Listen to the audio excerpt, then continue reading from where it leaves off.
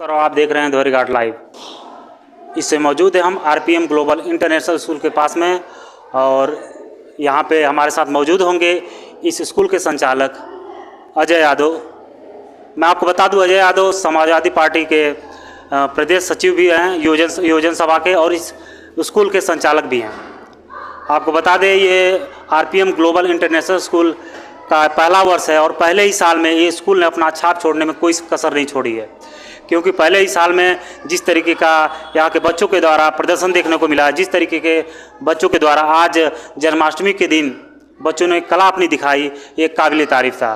तो इसके बारे में हम आइए बात करते हैं अजय यादव से और जानते हैं इस स्कूल की खासियत क्या है। स्वागत है। बहुत बहुत धन्यवाद। मैं पुनः आपके चैनल को अपने विद्यालय परिवार की तरफ से और ख़ासकर अपने तरफ से और हमारे नाम राशि है, इसलिए आपको बहुत बहुत धन्यवाद ज्ञापित करता हूँ। चूँकि ये स्कूल का पहला वर्ष है और पहले ही वर्ष में आपने इस स्कूल को इस तरीके से डिज़ाइन किया है, ये सवाल तो मैं आपसे बाद में पूछूंगा, क्योंकि आप राजनीति से बिलोंग करते हैं, तो ये स्कूल खोलने का माइंड कैसे आया? दरअसल हम गोरखपुर राजकीय जुबली इंटर कॉलेज से मैं इंटर किया हूँ और 10वीं मेरी धोरी घाट चौधरी कल्पू यादव से है, और मेरा बीएससी गोरखपुर विश्वविद्यालय से है, एमएससी भी मेरा वहीं से है, और मेरा बीएड भी वहीं से है। बीटीसी मेरा केवल मऊ से है। तो जब मैं बीएड कर रहा था तो मैंने एक मेरे दिमाग में बात आई थी कि अगर बीएड करके ये सरकार, चूँकि राजनीति से थोड़ा सा सरकार के रवैया को देखते हुए, मैं टेट भी हूँ, मेरा टेट में 102 नंबर है, और मैंने देखा कि अगर सरकार मेरे जैसे लोगों को अगर बेरोजगार रखती है तो मैं कम से कम ऐसे बच्चों को यहाँ से तराश करके भेजूँ कि जाएँ और आरपीएम ग्लोबल इंटरनेशनल स्कूल सहित मेरे गांव, क्षेत्र और देश का नाम रोशन करें। और यहाँ से मेरा एम है कि बच्चों को अच्छी शिक्षा मिले, यहाँ से अच्छे साइंटिस्ट निकले, अच्छे आईएएस निकले, पीसीएस निकले, एसआई निकले, जितने भी गवर्नमेंट जॉब में हैं, कम से कम यहाँ के कीर्तिमान स्थापित हो। और मैंने सोचा कि अगर मैं इस क्षेत्र में, इस सुदूर क्षेत्र में, गरीब क्षेत्र है, बैकवर्ड और एससी का क्षेत्र है, और यहाँ फीस एफर्ट करने वाले कम लोग हैं, क्योंकि मैंने क्वालिटी तो सब दिया है विद्यालय में, और मेरे यहाँ बाहर से भी टीचर है, और मैं लोकल टीचर नहीं रखा हूँ, बाहर से टीचर हैं, अच्छे टीचर हैं, अच्छी एजुकेशन है, लेकिन फ़ी बहुत मामूली है। क्योंकि मैं अपने क्षेत्र में, आप कहेंगे कि एक दिन मैं देख रहा था तो हमारे पार्टी के समय विधायक है सगड़ी के, उनकी बच्ची जो ड्रेस पहनी थी, उस ड्रेस को मैंने देखा, और मैं उस दिन सोच लिया कि जो आज प्रेजेंट टाइम के विधायक जी की और सर्जन डॉक्टर हैं, उनकी बच्ची जो ड्रेस पहनी है, वो एक गरीब मजदूर, मजलूम और एक वर्कर के बच्चे को भी वो ड्रेस पहना के और विद्यालय में अच्छी शिक्षा दे के नाम रोशन करेंगे। पहला साल है स्कूल का, और जिस तरीके से आपने बताया कि ये ग्रामीण क्षेत्र है और आपकी जो सोच है उसके लिए मैं आपको धन्यवाद देना चाहूँगा। पहले साल में चूँकि मैं पता चला है कि आपने यहाँ पे बच्चों का लगभग 200 के आसपास फ्री में एडमिशन लिया है, क्या इसके पीछे राज है? दरअसल फर्स्ट ईयर मेरा अभी फर्स्ट इनिंग किया हूँ विद्यालय का, तो मेरी ये सोच थी कि हम लोग समाज से भी जुड़े हुए लोग हैं। 2 साल लोगों ने कोरोना में इतना झेला है कि आज स्थिति ये है कि पेरेंट्स के पास अपनी फ़ी अफोर्ड करने के लिए पैसे नहीं है। कारण इसलिए देखिए, किसी भी प्राइमरी स्कूल में आप जाके बैठ लीजिए, देखिए प्राइमरी स्कूल भरे हुए हैं। कारण ये है, अच्छे परिवारों की अच्छी एजुकेशन वहाँ भी है, अच्छी शिक्षा है, ऐसी बात नहीं, अच्छे टीचर हैं, क्वालिटी टीचर हैं, लेकिन लोगों की कोरोना के बाद प्राइमरी स्कूल में जहाँ 5 बच्चे होते थे, वहाँ आज 200-250 बच्चे हैं। तो उसके पीछे लोगों की एक इकोनॉमिक लोगों की कहीं ना कहीं से रोजगार छिन गया है, नौकरी छिन गई है, और सरकार की ऐसी पॉलिसी रही है कि लोग बेरोजगार हो गए हैं।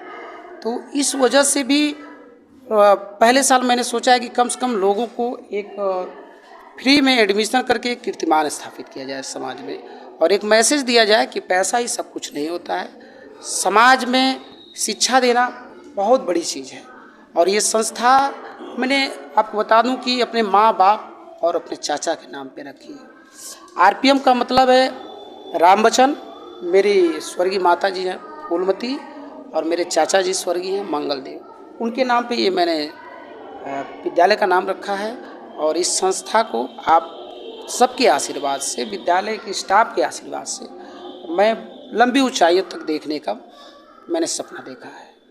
चलिए, चूँकि यहाँ पे आज हम मौजूद थे, आपको बता दें यहाँ पे राम जन्माष्टमी हो रहा था और बच्चों ने काफ़ी शानदार परफॉर्मेंस किया और पहला ही साल है। एक और सवाल आपसे करूँगा मैं कि जैसे पहला साल है, यहाँ पे कुछ ऐसे भी परिवार के बच्चे पढ़ रहे होंगे जो गरीब हैं, तो जैसे जो बच्चे की फ़ीस अगर समय से नहीं दे पाती है तो उसके लिए सुविधा क्या है?